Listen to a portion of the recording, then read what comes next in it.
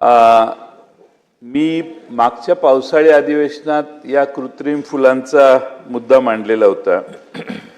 माझ्या जिल्ह्यात आणि सर्वच जवळपास जिल्ह्यात फुलांचं पीक घेतलं जातं आणि ती फुलं शहरात विक्रीला येतात। अध्यक्ष महोदय, आता ज्या ठिकाणी प्लास्टिक आणि थर्मोकोलच्या फुलांची विक्री होते त्या ठिकाणी तर ह्या फुलांची खरेदीच होत नाही, नैसर्गिक फुलांची। आणि अध्यक्ष महोदय, भाव पडलेले आहेत सगळे, माल खराब होतो, माल उठला नाही म्हणून, विकला गेला नाही म्हणून।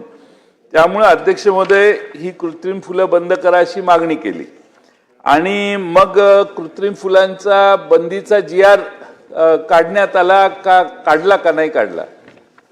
आपण आता उत्तर दिलं ना की बंदी आहेच म्हणून। तर निघाला नसेल तर तो GR निघावा किंवा काही निर्णय व्हावा। आणि बंदीची अंमलबजावणी होत नाही ही सगळ्यात मोठी शोकांतिका आहे। आणि म्हणून कृत्रिम फुलं ज्या ज्या ठिकाणी विकली जातील त्या त्या ठिकाणी ते आणि निर्माण करणारे कारखाने बाहेर राज्यात आहेत, त्यामुळं याच्यात कशी बंदी घालता येईल आणि 100% महाराष्ट्रात कृत्रिम फुलं विकली जाणार नाही त्याच्यासाठी जरब बसून हे काम कसं पूर्ण होता येईल हे करावं।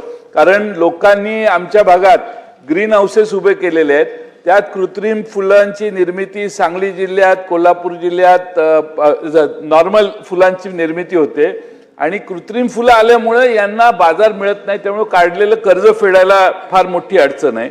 आणि त्याच्यात दादर फुल मार्केटमध्ये रस्त्यावर लोक फुलं विकतात।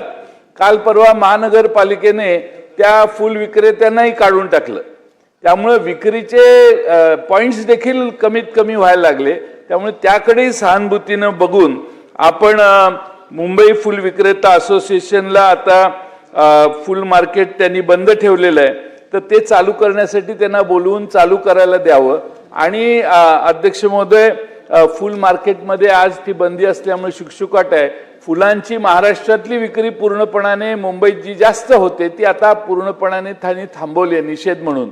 तर त्या सगळ्या फुल मार्केटमधल्या लोकांना विश्वासात घेऊन तो व्यवसाय पुन्हा चालू होईल आणि कृत्रिम फुलं पूर्णपणाने बंद होतील। यासाठी मंत्री महोदय काय करणार आहेत हे आम्हाला कळावं।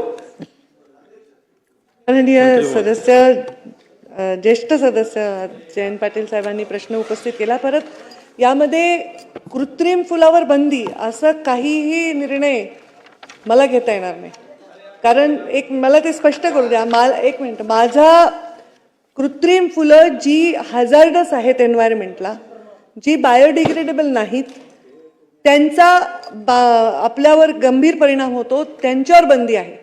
कृत्रिम फुलं ही कपड्याची असू शकतात, कृत्रिम फुलं ही वेगवेगळ्या म्हणजे पद्धतीने बनवली जाऊ शकतात।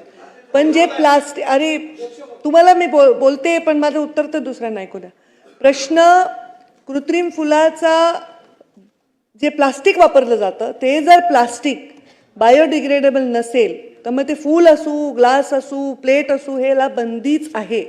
आणि त्याच्यावर मी कारवाईची आत्ता आपल्याला सांगितलं की जवळपास 92,000 कारवाया आम्ही केलेल्या आहेत। ह्याच्यामध्ये जवळपास प्लास्टिक आम्ही 4,135 टन ते सीज केले, जे काही वेगवेगळं साहित्य असेल। तर त्याला फक्त फुलं, कृत्रिम फुलांना बंदी असं म्हणायचं असेल तर त्याला वेगळ्या पद्धतीने निर्णय घ्यावा लागेल, ते माझ्या पर्यावरण खात्याचा विषय येत नाही। दुसरा विषय आहे की मार्केटवर परिणाम होतोय की फुलं म्हणजे नॅचरली फुलं बनवत आहेत। आता आपण ग्रीन हाऊसचा उल्लेख केला तर ग्रीन हाऊसचा इफेक्ट पण गंभीरच आहे पर्यावरणाच्या दृष्टीने। पण जे फुलं नॅचरली उत्पादन करतायत त्या शेतकऱ्यांवर अन्याय होऊ नये, त्यांना फुलं विक्रेते, हा विषय टोटली वेगळ्या डायसवर हाताळायचा विषय आहे, त्याच्यात मी काही भाष्य करू शकत नाही। दुसरा, आपण एक विषय म्हणालात की फुल मार्केट मुंबईचं बंद झालेलं आहे, तर तेही मला वाटतं की मी त्याच्यावर काही बोलणं सदा सन्माननीय मुख्यमंत्री महोदय बोलतो। माननीय अध्यक्ष महोदय, हा विषय अत्यंत महत्त्वाचा आहे। सन्माननीय मंत्री महोदयांनी जे सांगितलं ते मी पुन्हा रिपीट करतो की बायोडिग्रेडेबल नाही अशा कुठल्याही मटेरियलची फुलं जर असतील तर त्याच्यावर बॅन आहे, तो अधिक स्पष्ट व्हावा या संदर्भात GR काढण्यात येईल। आणि अशा प्रकारच्या फुलांचा वापर करणारे डेकोरेटर देखील शिक्षेस पात्र असतील.